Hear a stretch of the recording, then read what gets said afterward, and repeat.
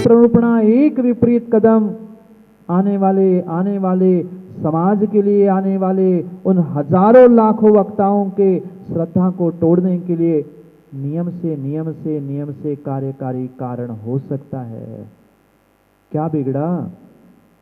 क्या बिगड़ा? आदिनाथ भगवान से शुरू हुई उस यात्रा में उस मारीची का क्या बिगड़ा? माँ बोलो ना, मारीची का कुछ बिगड़ा? मारीची तो अपना कल्याण करके, चारित्र धारण करके, प्रायश्चित करके भगवान बन गए, महावीर बन गए। पर जो हजारों को, लाखों को, करोड़ों को एक मिथ्यात के कारण दिग्भ्रमित किया गया था, उनका क्या? ठीक है, उनका पुण्य पाप ये बात का विषय है, पर निमित्त तो बना। मैं क्यों निमित्त बनूं दूसरों को दिग्भ्रमित करने के लिए? सत्य को सत्य समझे और सत्य को सत्य कह दे। निश्चय व्यवहार सर्वम, ये प्रत्येक तत्व का, प्रत्येक द्रव्य का स्वरूप निश्चय व्यवहारात्मक ही है। वस्तु एक है, मोक्ष मार्ग एक है, रत्नत्रय एक है, पर उसे समझने के लिए दो पहलू अलग अलग है। जो अभेद कथन करता है वह निश्चय है, और जो भेद से, उपचार से कथन करता है उसे व्यवहार कहा। 5 महाव्रत, 5 समिति, दिगंबर भेष, पिछी कमंडल, ये सब कुछ व्यवहार, चारित्र व्यवहार रत्नत्रय का लक्षण था। पर इसके साथ साथ अगर अभेद रूप से आत्मा को पहचानते हुए आत्मा का श्रद्धान नहीं है, आत्मा में क्रियाओं का परिपालन नहीं है, तो वह निश्चय रत्नत्रय प्राप्त नहीं हो सकता। और निश्चय नहीं है तो व्यवहार काम का नहीं है, और बिना व्यवहार के निश्चय कभी हो नहीं सकता। कभी निश्चय नहीं हो सकता, कभी निश्चय नहीं हो सकता। पर क्या करे, क्या करे? जीव समझना ही नहीं चाहता। जिसने जिसमें राग कर लिया, जिसने जिसको समझ लिया, वो कहता है नहीं मैं ही सत्य हूं, मैं ही सत्य हूं। सामने वाला झूठ है। सत्य दोनों भी नहीं है। एकांत पकड़ने वाले सत्य दोनों भी नहीं है। सत्य सत्य तो एक ही होता है, जो है सो ही सत्य है। जैसे नदी बीच में से बह रही है वही सत्य है, किनारा सत्य नहीं है। किनारा सत्य नहीं है, किनारा सत्य नहीं है। किनारे पर कितने ही लोग लड़ते रहे, झगड़ते रहे, पर किनारा अलग है। और नदी उस किनारे से लगभग सत्य होने पर भी पूर्ण सत्य नहीं है। नदी कथनचित अलग है, किनारे कथनचित अलग है। किनारे नदी के ही होने पर भी दोनों थोड़े से नदी से अलग अलग है, तभी तो किनारे है, तभी तो नए हैं। चाहे निश्चय न हो, चाहे व्यवहार न हो, ये वस्तु को समझने के लिए बनाई गई व्यवस्था थी, ये वस्तु स्वरूप नहीं था। यहाँ तो रत्नत्रय की अपेक्षा से समझा रहे, क्योंकि श्रावकाचार और श्रवणाचार का विषय देते हुए कह रहे हैं कि कभी एकांत से उस वस्तु स्वरूप को या रत्नत्रय को ग्रहण मत कर। रत्नत्रय को ग्रहण मत कर। अगर रत्नत्रय को प्राप्त करना है तो तुम्हें इन दोनों को समझने की आवश्यकता है। अभेद से मतलब अंतरंग से रत्नत्रय क्या है और बाहर से रत्नत्रय क्या है। पर क्या करें, बाहर सब भूल जाता है, सब भूल जाता है। शायद मैंने एक बार बताया था, एक बहुत बड़े ज्ञानी, बहुत बड़े तथाकथित ज्ञानी, बहुत बड़े विद्वान गुरुजी के पास आए थे। गुरुजी ने सब बातें समझाई, निश्चय ऐसा है, व्यवहार ऐसा है, ये ऐसा होता है। कमरे में बिल्कुल उन्होंने सब हाँ कह दिया। जाते जाते गुरुजी ने कहा, जब यहाँ हाँ कह ही रहे हो तो सबके सामने बाहर भी तो बोल दो। पर उठते उठते वे चेयरमैन थे, उठते उठते उन्होंने कहा, गुरुजी महाराज जी मैं यही हाँ कह सकता हूँ, बाहर हाँ नहीं कह पाऊंगा, बाहर हाँ नहीं कह पाऊंगा। गुरुजी ने पूछा, भाई ऐसी क्या बात है, यहाँ तो तुम सत्य स्वीकार कर रहे हो, जान रहे हो, मान रहे हो, बाहर क्यों नहीं कहोगे? कहता है, गुरुजी मैं अगर बाहर जाकर आपकी सत्य बात को स्वीकार करके सत्य को सत्य कहूंगा तो मेरे पीछे की भीड़ का क्या होगा, मेरे पीछे की भीड़ का क्या होगा? अनिल जी गंगवाल पूछ लेना आचार्य से, सत्य बात है। सत्यता यही है, भीड़ के पीछे भले ही आगम का कुछ हो जाए, भले ही हमारी पर्याय का कुछ हो जाए, आने वाली पर्याय बिगड़ जाए, जीव उसका विचार नहीं करता, जीव उसका विचार नहीं करता। इसलिए वक्ताओं, तत्वों के निर्णय करने वाले ज्ञानियों, विद्वानों, चाहे साधु हो चाहे श्रावक हो, आचार्यों ने, जितने आचार्यों ने ग्रंथ लिखे, अगर पूरा ग्रंथ व्यवहार का लिखा है तो कहीं न कहीं एक दो गाथा निश्चय परख रखी है। पूरा निश्चय का कथन अगर किया है तो अंतिम अंतिम कहीं न कहीं गाथाओं में कहीं न कहीं व्यवहार पक्ष भी रखा है। उन दोनों विषयों को क्या करे आज पता नहीं चलता है, समझ में नहीं आ रहा है। गोदा जी, मंदिर से मंदिर की दूरियां क्यों है? मंदिर से मंदिर की दूरियां क्यों है? भाई से भाई की लड़ाई क्यों है? खोज के देख लेना, भाई से भाई की लड़ाई क्यों है? मंदिर से मंदिर की दूरियां क्यों है? जब जरूरी है चलना, जब जरूरी है चलना मंजिल तक पहुंचने के लिए, तो निश्चय की व्यवहार से लड़ाई क्यों है? निश्चय की व्यवहार से लड़ाई क्यों है? बिना चले पहुंचोगे? बिना चले पहुंचोगे मंजिल तक? नहीं। फिर बिना व्यवहार के निश्चय प्राप्त करना कितनी खोखली और कितनी मूर्खता की बात है।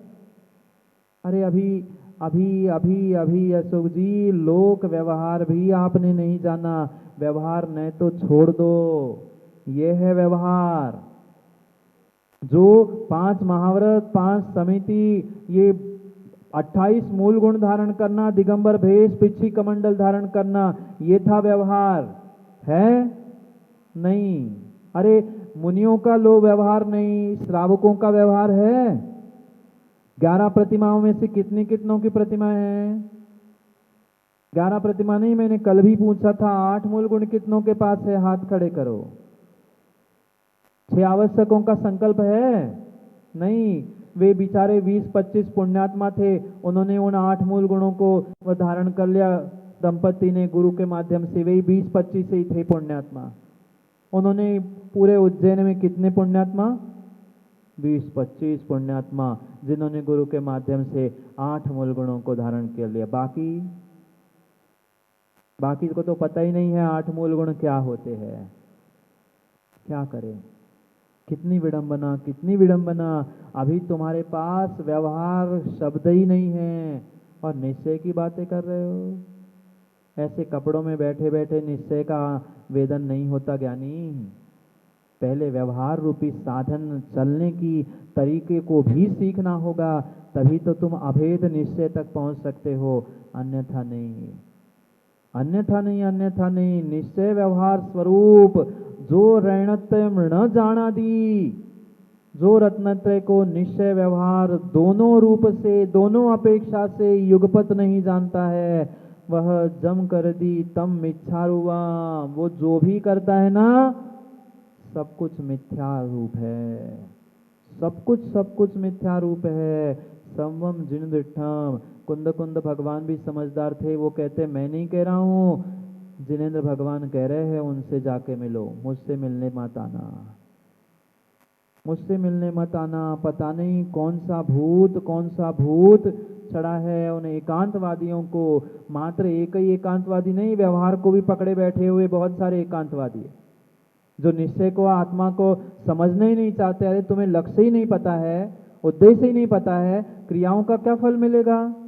मंजिल ही नहीं पता है तो भटकते रहोगे, और मात्र मंजिल पता है और रास्ते पे ही नहीं चल पाओगे तो भी काम नहीं है, तो भी काम होने वाला नहीं है। निश्चय व्यवहार दोनों को युगपद हमें समझना होगा। किसी एक में राख करोगे तो पर्याय की तो राख ठीक ही है, तुम्हारे पुण्य की भी तुम राख कर रहे हो, तुम्हारे पुण्य की भी राख कर रहे हो। इसलिए स्मार्ट जीवन के बारे में हम समझ रहे थे, याद है ना?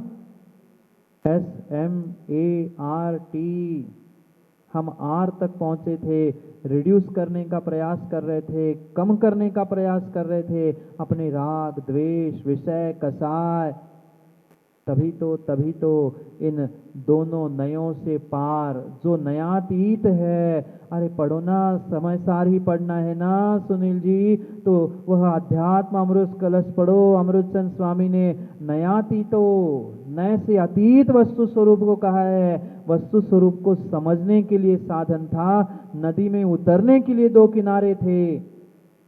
देखे थे नीलेश दोनों किनारे, बता रहे थे दोनों किनारों पर अखाड़े होते हैं और क्या क्या होता है, किस लिए लड़ाई, पानी में उतरने के लिए। किनारे मात्र पानी तक पहुंचाने के लिए, नदी तक पहुंचाने के लिए है। किनारों में नदी नहीं थी, भीतर ही पानी था। वहां तक पहुंचने के लिए, वस्तु स्वरूप तक पहुंचने के लिए ये उभय नए कार्यकारी है। पर आज निश्चय वर्सेस व्यवहार, लड़ाई चलती है। तू व्यवहाराभासी है, मैं निश्चयभासी है, मैं ऐसा हूं वैसा हूं। क्या है, क्या है?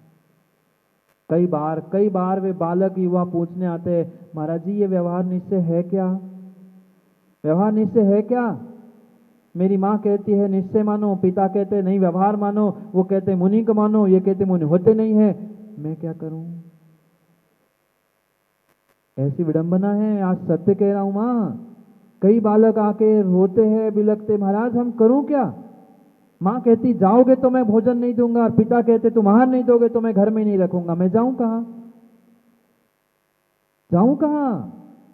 क्या करे, क्या करे? कैसी विडंबना, कैसी विडंबना है। दोनों के बीच में सत्य था। दोनों खींच रहे हैं, दोनों सत्य नहीं है, दोनों सत्य नहीं है। आगम के विपरीत एक अक्षर भी अगर श्रद्धा की है, आगम के विपरीत एक अक्षर भी कथन किया है, विश्वास मानना, मिथ्यात्व के अलावा अन्य कुछ तुम्हारे पास नहीं है। पुनः ध्यान रखो, कम समझो, कम पढ़ो, कम सुनो, पर सही सुनो। तत्वों के सुंदर वक्तव्य को सुनने के चक्कर में मां जहर खाने के लिए मत दौड़ो।